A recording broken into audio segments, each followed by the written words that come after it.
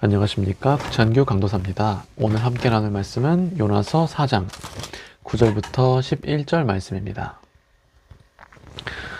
하나님이 요나에게 이르시되 네가 이 박너굴로 말미암아 성내는 것이 어찌 옳으냐 하시니, 그가 대답하되 내가 성내어 죽기까지 할지라도 옳으니이다 하니라. 여호와께서 이르시되 네가 수고도 아니하였고 재배도 아니하였고 하룻밤에 났다가 하룻밤에 말라버린 이 박넝쿨을 아꼈거든. 하물며 이 큰 성읍 니느웨에는 좌우를 분별하지 못하는 자가 12만여 명이요 가축도 많이 있나니 내가 어찌 아끼지 아니하겠느냐 하시니라. 아멘. 1절에서 요나는 하나님께 불평하고 있죠. 성을 내며 불평하고 있습니다. 주님, 내가 이럴 줄 알았습니다. 내가 니느웨에 가서 회개의 말씀을 선포하면 이들이 회개할 줄 알았습니다. 당신은 자비하신 분이기 때문에 당신의 뜻을 돌이키실 줄 알았습니다 하고 불평하고 있어요. 왜 이런 자들에게 회개할 기회를 주시며 왜 이런 자들에게까지 은혜를 베푸시냐는 겁니다. 그러니까 니느웨라는 도시는 이 아수르의 수도죠. 그러니까 요나는 이 북이스라엘 사람인데, 북이스라엘 출신인데, 그는 이 아수르의 폭력을 직접 경험한 사람입니다. 그리고 아수르는 이 북이스라엘을 멸망시키는 나라이기도 하죠. 그러니까 요나 입장에서는 하나님을 도저히 이해할 수 없었던 겁니다. 이런 이방 민족이자 이스라엘을 억압하는 아수르에게 왜 은혜를 베푸시냐는 겁니다. 그래서 3절을 보시면 요나는 이렇게 말하죠. 주님 원하건대 내 생명을 거두어 가소서. 사는 것보다 죽는 것이 낫습니다. 8절 9절에서도 동일한 표현이 나옵니다. 요나는 차라리 자신을 죽여달라고 말하고 있습니다. 그만큼 니느웨가 싫다는 거예요.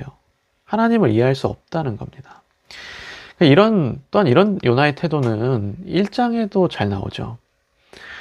요나는 하나님의 얼굴을 피해 다시스로 도망을 가려고 했습니다. 그러니까 니느웨의 반대 방향인 이 다시스로 도망을 가는데, 요나는 이 배 위의 선원들에게 이렇게 말하죠. 자신을 바다로 던지라.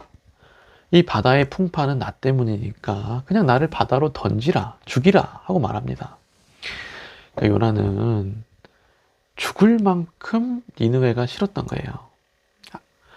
하나님을 이해할 수 없었던 겁니다. 아무리 하나님이 은혜로우시고 자비로우시며 인애가 크신 분이라 할지라도, 그렇게 내가 알고 있을지라도 자기는 도저히 이해할 수 없다는 거예요. 네, 그런데 오늘 말씀을 보면 이 인자하신 하나님은 이런 요나의 마음을 헤아리시어 그를 설득하고 계시죠.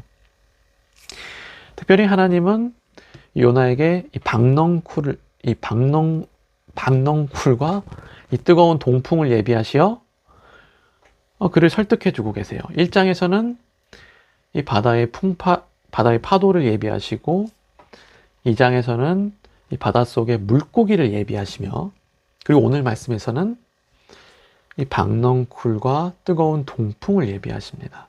그러니까 이 박넝쿨 사건을 통해 이 요나로 하여금 자기 마음을 깨닫게 해주시는 거죠. 그러니까 하나님은 이방 민족인 니느웨 사람들도 내가 아끼고 있다는 것을 깨닫게 해주십니다.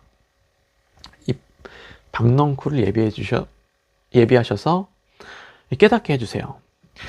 그리고 또한 오늘 말씀을 잘 보면 하나님은 요나에게 욕을 하거나 때리시지 않습니다. 때리시는 게 아니라 그의 생각에 반문하시며 자기 마음을 천천히 알려주고 계세요.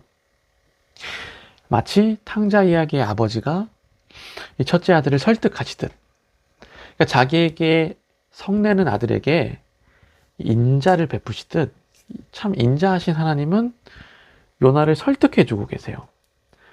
그러니까 요나서를 보면 좀 느껴지지 않습니까? 하나님이 정말 인자하십니다. 네. 근데 반면에 요나는 어떻습니까? 요나는 어떤 사람입니까? 요나는 전형적인 유대인이죠. 그를 보면 바리새인과 서기관의 모습이 떠오릅니다. 하나님을 안다고는 하지만, 하나님을 지식적으로는 알고 있지만 하나님의 마음은 전혀 모릅니다. 또한 이런 자들은 어떻습니까? 자기가 잘난 줄로 압니다. 자기가 구원받을만 해서, 유대인이기 때문에 구원받는 줄로 착각합니다. 이들은 좌우를 분별하지 못하는 자들입니다. 상황 파악이 안 되는 자들이에요. 그런데 하나님은, 다시 말씀드리지만 하나님은 너무 자비하세요. 하나님은 이런 요나를 사랑하십니다. 요나의 속을 헤아리시고 그를 하나하나 설득해주고 계신다고요. 네. 그렇다면 성도 여러분, 우리도 우리 하나님 아버지처럼 이런 요나와 같은 자를 사랑해야 하지 않을까요? 이런 요나와 같은 자들, 혹은 니느웨 사람들 같이 좌우를 분별하지 못하는 자들을 헤아리며 사랑해야 하지 않을까요? 아마 요나는 이 박넝쿨 사건을 통해 이 아버지의 사랑을 깨닫고 이 아버지의 사랑을 비추고 다녔을 겁니다. 하나님이 예배하신 이런 사랑을 경험하여 이 아버지의 사랑을 전하고 다녔을 거예요. 네. 그럼 사랑하는 성도 여러분, 오늘 말씀을 통해 먼저 이 아버지의 인자하심 앞에 감사하는 우리 되기를, 또한 이 아버지의 사랑을 열방에 비추는 우리 되기를. 네. 참 많잖아요. 요나와 같은 사람들 많잖아요. 탕자 이야기의 첫째 아들 같은 사람들, 니느웨 사람들, 좌우를 분별하지 못하는 사람들 많잖아요. 이런 사람들에게 이 아버지의 사랑을 비추는 우리 되기를 예수님의 이름으로 소망합니다. 기도 제목 나눌게요. 이제 한 주의 시작인데요.